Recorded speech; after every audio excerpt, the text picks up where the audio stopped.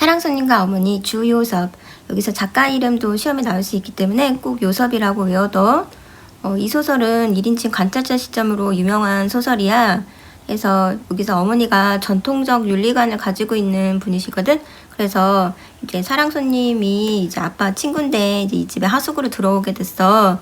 그래서 이제 둘이 약간 썸 타는 내용인데, 이 결국은 재혼을 부정적으로 보는 당대 1930년대 시대상 때문에 결국은 이제 둘이 사귀지 못하고 아저씨가 떠나게 되는데, 그걸 딸인 이제 오키가 6살의 눈으로 이거를 보면서 이제 그 한계, 서술자가 어린아이다 보니까 어른들의 심정을 이해하지 못하는 그런 한계가 나타나는 게 또 특징이야. 그래서 1인칭 관찰자 시점에 굉장히 대표적인 소설이야.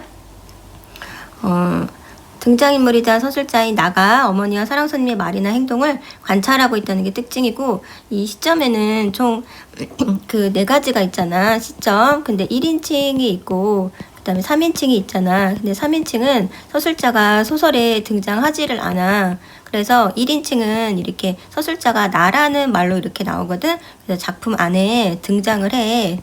작품 안에. 근데 3인칭은 작품 안에 나와 있지 않고 작품 인물이 아니고 서술자가 인물을 이렇게 이름으로 불러. 그래서 뭐 소녀는 이런 식으로 이렇게 이름으로 이건 이름이 아니지만 그래도 뭐 철수는 이런 식으로 인물이 이름으로 이렇게 처리가 되고, 나는 이런 식으로 나오면 서술자가 작품 안에 있는 거야. 그래서 이것은 1인칭이고, 3인칭은 서술자가 겉으로 안에 들어있지 않고 바로 밖에 있어. 그래서 작품 밖에 있다고 하는 거야. 자, 그래서 어떻게 하냐면은 이거를 그 인물을 부르는 호칭으로 아는 거야. 호칭으로 나는 이렇게 나마 1인칭이구나. 근데 호칭으로 소녀는 뭐 철수는 이렇게 나오면은 이것은 3인칭이구나 이렇게 아는 거야. 여기서는 이게 제일 중요해. 지금 이 소설에서는. 줄거리를 보면은 오키네 집 사랑방에 오키 아버지의 친구인 아저씨가 하숙하게 된다. 소설을 읽을 때 소설은 인물이 굉장히 중요하거든. 그러니까 인물 위주로 읽어야 돼. 아저씨가 하숙하게 된다. 남녀가 자유롭게 만날 수 없는 시대였어. 1930년대. 오키 아저씨는 아저씨의 밥성을 오키 외삼촌에게 나르게 하는 등 아저씨를 맞추지 않게 조심해야 되는 시대였어. 아저씨가 사랑방에 왜 계신지 벌써 여러 밤을 잔 뒤입니다. 아마 한 달이나 되었지요. 이런 식으로 나는 이렇게 나오잖아. 그럼 이게 1인칭이구나 이렇게 아는 거야. 거의 매일 아저씨 방에 놀러 갔습니다. 어머니는 나더러 그렇게 가서 귀찮게 굴면 못 쓴다고 가끔 꾸지람을 하시지만 정말인지 나는 조금도 아저씨를 귀찮게 굴지 않았습니다. 도리어 아저씨가 나를 귀찮게 굴었지요. 자, 여기가 바로 아저씨 속마음이 드러나는 그런 부분이거든. 그래서 이 아저씨가 엄마한테 관심이 많으니까 주변인한테 이렇게 물어보게 되는 거야. 오키는 아버지를 닮았다. 여기서 그 아저씨가 우리 얘네 아빠 친구잖아. 그래서 아빠를 본 적이 있어. 그 공커는 아마 어머니를 닮았지? 뭐 이런 식으로. 어머니도 오키처럼 곱지? 이런 게 다 관심이야. 그래서 이제 얘가 어린아이잖아. 그래서 이제 아저씨가 관심이 있어서 어머니가 참 곱다 막 이런 말을 했는데, 얘는 어린아이니까 이걸 굉장히 순수하게 받아들이고 있어. 우리 엄마 못 봤어요? 뭐 이런 식으로 속마음을 제대로 파악하지 못하고 있지. 이런 게 1인칭 관찰자 시점의 한계 같은 거야. 우리 엄마 보러 들어갈까? 근데 아저씨는 이제 깜짝 놀랐지. 이제 번쩍 뛰면서 바쁘다고 하지. 굉장히 이제 아저씨는 소극적이고 그런 태도를 가지고 있어. 요 저고리 누가 해주지? 밤에 엄마하고 한 자리에 자니? 알면서 물어보는 거잖아. 얘가 들을 때는 쓸데없는 말로 들리는 거야. 그러니까 이게 속마음을 모르는 거지. 이게 어리고 순수하다는 걸 알 수 있어. 그리고서는 이제 외삼촌이 오면은 물어보지 않잖아. 이것은 자신의 마음을 들킬까봐, 눈치챌까봐. 아마 아저씨가 우리 외삼촌 무서워. 제대로 지금 1인칭 관찰자 시점의 한계가 지금 여기 나와 있거든. 그래서 어른들의 속마음을 제대로 파악하지 못하는 1인칭 관찰자 시점의 한계. 자, 귀해하다 뜻이 뭐야? 귀해하다, 귀엽게 여겨 사랑하다, 골몰하다, 다른 생활 할 여유도 없이 한 가지면 파묻힌다 이런 뜻이야. 서술자는 6살이잖아. 어른들의 속마음을 정확히 알아채지 못하고 자신이 관찰한 대로만 사건을 서술하고 있어. 아저씨와 나의 어머니는 서로를 의식하며 좋아하고 있는데 그 마음을 제대로 파악하지 못한 채 엉뚱하게 추측하는 게 이제 재미있는 거야. 자, 여기서 보면은 이제 엄마도 마찬가지야. 엄마도 이제 얘가 아저씨 방에 간다고 하면은 화를 내지 않고 오히려 잘 보이려고 아이를 예쁘게 이제 머리도 빗어주고, 그 다음에 옷도 되게 예쁜 옷으로 막 갈아입혀주고 막 이렇게 하는 것 자체가 잘 보이고 싶어서 그렇게 하는 거야. 그러다가 어느 날 토요일 오후였습니다. 어떤 사건 전환이 일어나게 되지. 그래서 이제 뒷동산 아저씨하고 놀러 가게 되는데 엄마가 또 이게 의식하는 거야. 잘 보이고 싶어서 예쁘게 세수도 시켜주고 옷도 입혀주고 그러고 나서 아저씨한테 그 마주보고 사람들이 있는 곳에서 공개적으로 대화하지 못하는 그런 보수적인 시대야. 그러니까 이 소리를 아저씨 들으라고 크게 내잖아. 그러니까 이런 게 보수적인 시대라는 걸 알 수 있어. 그래서 산에 가서 놀다가 친구를 만나게 돼. 근데 친구가 이제 오키가 아빠하고 어디 갔다 온다라는 이 아빠라는 단어 때문에 이제 둘 다 아저씨하고 오키가 정말 당황을 했지. 그래서 얼굴이 빨개졌대. 그리고 이제 그 말을 듣고 오키가 소망을 얘기하게 돼. 그래서 이게 오키의 소망이야. 여기 보면은 난 아저씨가 우리 아빠라면 좋겠다. 그랬더니 아저씨가 얼굴이 빨개졌지. 그런 소리 하면 못 써. 왜? 그 당시 사회가 그랬어. 그 당시는 굉장히 남편을 죽은 여자가 재혼을 한다는 것은 굉장히 부정적이게 보는 그런 시대였대. 30년대가 그랬어. 자, 오키 어머니 같은 과부의 재혼이 자유롭지 않은 사회적 분위기 때문에 오키가 어머니와 아저씨의 재혼을 뜻하는 말을 하지 못하게 막은 거야. 오키 어머니를 좋아하는 자신의 마음을 들킬까봐 오키의 말을 막은 거지. 자, 나는 아저씨가 혹시 성이 난 것처럼 이런 게 성이 난 것처럼 아저씨가 그런 소리 하면 못 써. 성이 난 것처럼 보였잖아. 화가 난 게 아닌데 화를 내고 있다고 생각한 이런 게 1인칭 관찰자 시점의 한계야. 그리고 이제 집에 돌아와서 엄마가 어디까지 갔다 왔던 물으니까 아무 대답도 못하고 울잖아. 그러니까 이게 이제 갈등이지.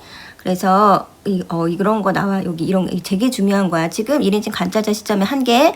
이번 핵심 포인트는 이거거든. 자신의 눈에 보이는 사실을 간접적으로 제시를 하고 이런 거 직접적으로 제시한다. 그럼 틀려. 상황이나 등장인물 심리를 정확하게 이해하지 못한다. 굉장히 중요해. 자, 이런 게 시험에 나오는 거야. 이튿날은 일요일은 고로 나는 어머니와 함께 예배당에 가려고 옷을 갈아입는데 아저씨가 또 관심을 보이면서 아저씨가 이제 또 웃음을 보고 나는 마음이 놓였다. 얘가 민감하게 반응하면서 좋아해서 그래. 그래서 예배당에 간다라고 했더니 이제 요 앞에 예배당이라고 해서 아저씨가 예배당에 이제 오게 되지. 그래서 근데 아저씨는 또 엄마 목소리를 듣고 얼굴이 빨갛게 되니까 이거를 또 화가 났다, 성이 났다 이렇게 해서 믿을 수 없는 서술자래. 서술자가 믿어지지 않아. 예배당에 가는 나이가 관심을 보였대. 자, 그런데 아저씨가 왔어, 예배를. 그리고 오키도 아저씨가 왔나 싶어서 따라다닌 거야. 아저씨는 기도하다 예배당에 가서 찬미하고 기도하다가 혹시 아저씨가 왔나 싶어서 이렇게 봤는데 아저씨가 온 거야. 그래서 아저씨는 어른이면서도 엄마가 어디 앉았나 이렇게 찾고 있는 거지. 자, 여기서 아저씨 얼굴이 빨개진 가다가 나의 오해. 아저씨가 아빠였으면 좋겠다. 나의 말에 아저씨 얼굴이 빨개졌어. 이것은 사회 분위기 때문에 그 좋아하는 마음을 들킬까봐 두려웠는데 오키는 그 나를 부르는 어머니의 목소리를 듣고 아저씨 얼굴이 빨개진 거 보고서 나의 어머니를 향해 연심을 품고 있는 건데 얘는 다 그걸 화가 났다. 성을 낸다. 이렇게 파악을 하고 있지. 아저씨가 나에게 이것저것 질문하는 까닭은 나의 어머니를 보고 싶은 마음에 예배당에 가려고 예배당 위치를 물어본 거야. 잼병? 형편없는 것을 속되게 이르는 말이래. 그러니까 어휘 이런 거 봐야 돼. 자, 어머니와 아저씨 사랑이 이루어지지 못한 까닭은 개가가 뭐야? 재혼하는 거야. 다른 남자와 결혼하는 거. 부정적으로 인식되었어. 그래서 이제 엄마의 결정은 이제 오키가 손가락질과 비난을 받을 것 때문에 마음을 정리한 거야. 오키 때문에. 오키를 위해서. 예배당에 이제 갔어. 근데 오키가 막 아저씨한테 아는 척을 했는데 아저씨가 웃지도 않고 멀거니 보고만 있는 거야. 그래서 나는 그러니까 얘가 손을 흔들었어. 그러니까 아저씨가 고개를 막 숙이면서 그때 어머니가 내가 팔 흔드는 것을 깨닫고서는 얘가 끌어당겼다. 그래서 얘가 귓속말로 저기 아저씨도 왔어 하고 속삭이니까 어머니가 깜짝 놀랐지. 엄마가 얼굴이 또 홍당무처럼 빨개졌어. 당황한 거야 지금. 잼병. 자, 잼병 아까 앞에 어휘 있었지. 그래서 얘는 다 화가 났다고 오해를 한 거야. 그래서 왜 모두도 그렇게 썽이 났는지. 자, 이런 게 한계라고 했지. 둘이 화가 났기 때문에 이라고 생각해서 답답해했대. 아저씨와 오키 어머니가 쪽지를 주고받는 일이 있은 뒤 어느 아저씨는 오키네 집을 떠나게 되지. 자, 여기서 드러나는 행동.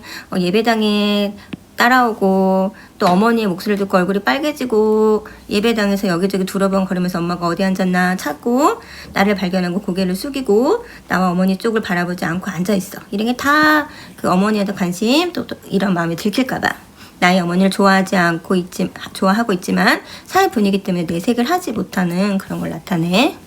작가 이름 잘 기억해두고. 이 소설은 단편소설이야. 장편소설이라면 틀려. 단편소설이고 주제가 어머니와 사랑손님 사이의 연정과 이별이야. 어른들 사이의 연정을 순수한 아이의 시선으로 전달을 했고 사건이나 등장인물 심리를 정확히 이해하지 못하고 있어. 그래서 오히려 재미가 유발되는 거야. 그래서 간접적이고 추측만 하고 있다는 이런 거 굉장히 중요해. 추측이야. 간접적.